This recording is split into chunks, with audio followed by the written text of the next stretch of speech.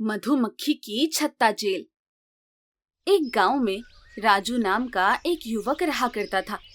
राजू की उटपटांग हरकतों से सभी गांव वाले बहुत ज्यादा परेशान थे।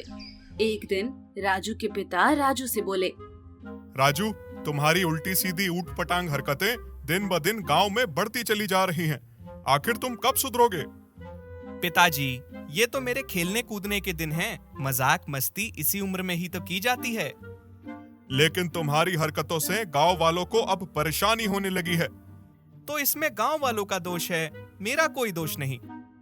राजू की बात सुनकर राजू के पिता गुस्से से बुरी तरह से आग बबूला हो गए। राजू, तुम पूरे 20 साल के हो गए हो। बचपन छोड़कर अब कोई काम धंधा करो और मेरा सहारा बनो। पिताजी, काम धंधा करने के लिए तो सारी उम्र पड़ी है। इतना बोलकर राजू हंसता हुआ अपने घर से बाहर निकल गया। घर के बाहर उसका दोस्त वीरू उसका इंतजार कर रहा था। मैं तुम्हारा इंतजार कर रहा था राजू। तुम्हें आने में इतनी देर कैसे हो गई? अरे यार, तुम तो जानते हो पिताजी हर समय मेरे पीछे पड़ जाते हैं। आज भी अच्छाई और बुराई का पाठ पढ़ाने लगे थे। वो बूढ़े हो चुके हैं, वो क्या जाने मजाक मस्ती करने में कितना मजा आता है। सही बात है यार, लोगों को तंग करने में कितना आनंद आता है। इस बात को बुजुर्ग लोग नहीं समझेंगे। अब ये बता, आज किसे परेशान करना है? राजू, गांव वालों को तो हम परेशान करते करते थक चुके हैं। क्यों ना अब हम अपने जंगलों में तपस्या कर रहे साधुओं को तंग करें? तुम्हारा विचार तो बुरा नहीं है। इस नेक काम में देरी भी नहीं करनी चाहिए। अभी चलते हैं। अभी नहीं, शाम के समय चलेंगे।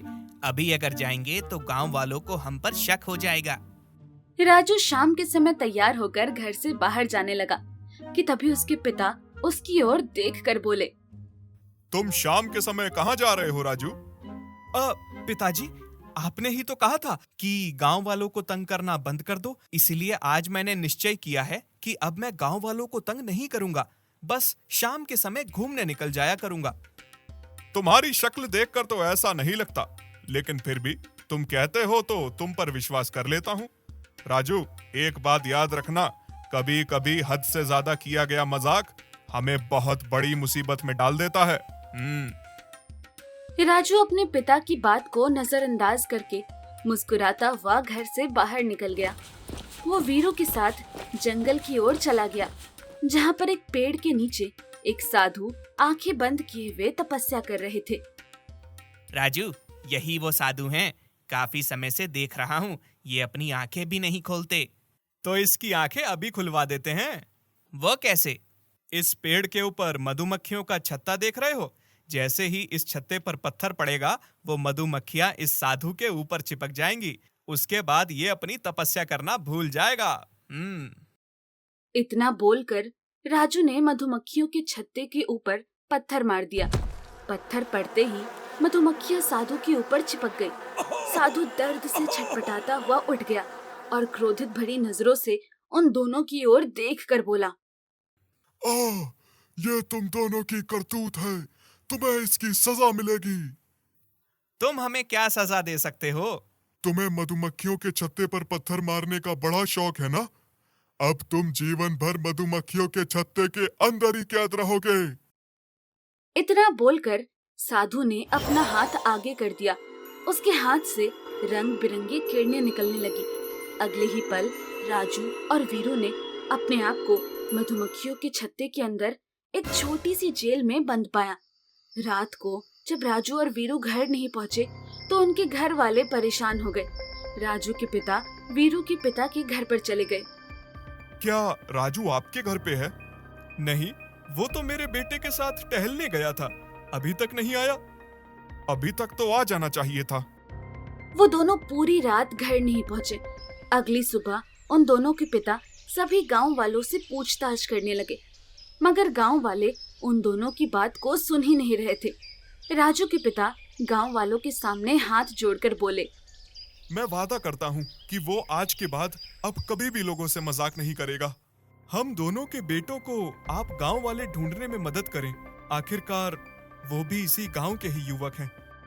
उन दोनों की बात सुनकर गांव का मुखिया बोला, ठीक है, हम तुम्हारे बेटे को जरूर तलाश करेंगे। मैंने उन्हें जंगल की तरफ जाते हुए देखा था। हो ना हो, मुझे शक है कि वो जंगल में तपस्या कर रहे उस साधु को तंग करने के इरादे से गए होंगे। हमें जाकर उसी साधु से पूछताछ करनी चाहिए। मुखिया उन दोनों के पिता को लेकर उस साधु के पास चला गया और उसे सारी घटना बता दी। उन दोनों को मैंने ही जेल में बंद किया है, लेकिन वो जेल है कहाँ? उस मधुमक्खी के छत्ते के अंदर। लेकिन अब उन दोनों को बाहर नहीं निकालूंगा, क्योंकि वो दोनों एक नंबर के बिगड़ैल बदमाश हैं। अपने बेटे की तरफ से मैं आपसे क्षमा मांगता हूँ।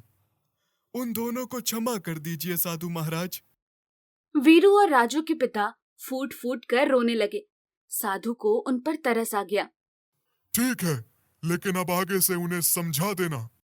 इतना बोलकर साधु ने चुटकी बजाई। उसने जैसे ही चुटकी बजाई, राजू और वीरू छत्ते से निकलकर सबके सामने आ गए। हमें माफ कर दीजिए साधु महाराज। हम वादा करते हैं कि अब हम कभी भी किसी को भी तंग नहीं करेंगे। उस दिन के बाद राजू और वीरू सुधर गए।